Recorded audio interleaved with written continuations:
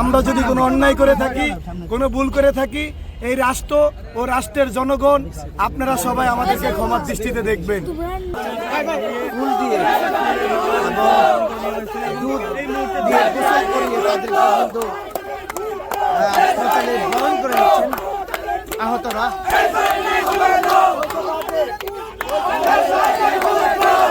আমি এই জাতির মাধ্যমে ও দেশ ও দেশের মানুষের মাধ্যমে বলতে চাই, আমরা রাষ্ট্রীয় সম্পদ, আমরা এই রাষ্ট্রের জন্য যুদ্ধ করেছি, স্বৈরাচার বিরোধী আন্দোলন করে আমাদের ভাইদের হাত পা চোখ হারিয়েছে। আমরা চাই না আমাদেরকে নিয়ে কেউ বিশৃঙ্খলা সৃষ্টি করুক, আমরা চাই না আমাদেরকে নিয়ে কেউ কোনো পরিকল্পনা করুক। আমরা যদি কোনো অন্যায় করে থাকি, কোনো ভুল করে থাকি, এই রাষ্ট্র ও রাষ্ট্রের জনগণ আপনারা সবাই আমাদেরকে ক্ষমার দৃষ্টিতে দেখবেন। আমরা আপনাদের পাশে আমাদের মৃত্যুর আগ পর্যন্ত থাকবো। আমরা আপনাদের পাশে আমাদের ফ্যামিলির মতো আপনাদেরকে আলগিয়ে ধরে রাখবো। আমরা একটি কথাই বলতে চাই, আমরা যে পরিস্থিতির শিকার হয়েছি তাতে আমাদের নিম্ন পরিমাণেরও কষ্ট নাই, এক বিন্দুও কষ্ট নাই। কারণ এই আহত ছাত্র জনতা গতকাল রাত থেকে শুরু করে আজ রাত পর্যন্ত আমাদের জন্য না খেয়ে এখানে ওয়েট করেছে। ইভেন আমরা যখন গিয়েছিলাম তখন তারা একটি কথাই বলেছিল, ভাই আপনারা না আসা পর্যন্ত আমরা কেউ বেডের বারান্দা থেকে বেডে যাব না। তাদের কথা তারা রেখেছে। আমরা তাদের দিক থেকে বিবেচনা করে আমরা এই 22,000 আহত ও 2,000-এর উপরে শহীদ পরিবারদের সাথে থেকে আমরা আগামী দিনগুলো সুন্দর ও সুশৃঙ্খলভাবে রাষ্ট্র সংস্কারের কাজে, ইভেন দেশের জনগণের কাছে, দেশের জনগণের উল্লেখে তাদের পাশে থেকে আমাদের জীবনটা উৎসর্গ করে দিয়ে যেতে চাই। আমরা যদি দেশের জনগণ আহতদের সম্পদ হয়ে থাকে, নিহতরা যদি দেশের সম্পদ হয়ে থাকে, তাহলে এই জায়গায় যে ঘটনাটা ঘটেছে, এই ঘটনাটার কোনো মন্তব্য করা আমাদের দ্বারাই উচিত হবে না। সাথে সাথে উচিত হবে না কোনো রাজনৈতিক দল, মত নির্বিশেষে কারোর নাম উল্লেখ করে কোনো কথা বলা। উচিত হবে না দেশের জনগণের বাইরে যে আমাদের কোনো কথা বলা।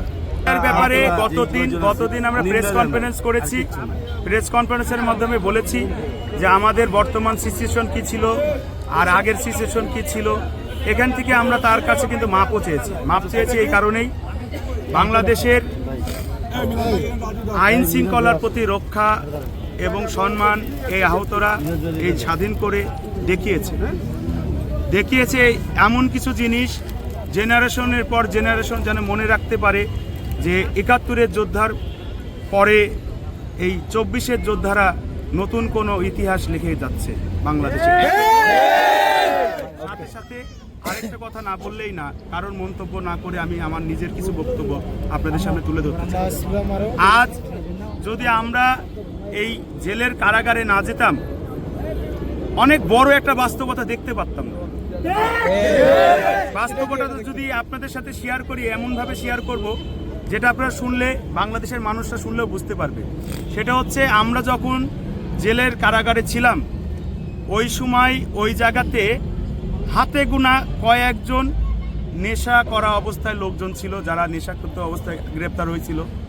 এছাড়া অনেক পাতি নেতা, বাংলাদেশের ফ্যাসিস্ট সরকারের রেখে যাওয়া অনেক অমূল্য সম্পদ ওই জায়গায় পড়েছিল, যারা পড়ে থেকে বুঝতে পারছে যে বর্তমান বাংলাদেশে যদি আবার কোনো লোক বা কোনো দল বা কোনো সংগঠন জনগণ বা দেশের জন্য কাজ না করে তাদের ব্যক্তি স্বাধীনতা, ব্যক্তি জায়গার থেকে, তাদের লোভ লালসার জায়গা থেকে যদি কাজ করে, তাহলে তারা নেতারা কয়েকজন, কিন্তু তার কর্মী কিন্তু অনেক। আমরা আমাদের জায়গা থেকে দেখে আসলাম অনেক ছোট ছোট নেতা, অনেক কর্মী এখন পর্যন্ত তাদের নেতাদের ভুলের কারণে জেলে পচে মরতেছে। আমি আমার জায়গা থেকে একটা কথাই বলতে চাই, বাংলাদেশে যদি জনগণ সবাই হয়ে থাকে, বাংলাদেশের সব দল মত নির্বিশেষে দেশের জন্য কাজ করবেন, দেশের মানুষের জন্য কাজ করবেন, নেতৃত্ব দিবেন দেশকে নিয়ে, এমন কোনো সিদ্ধান্ত নেবেন না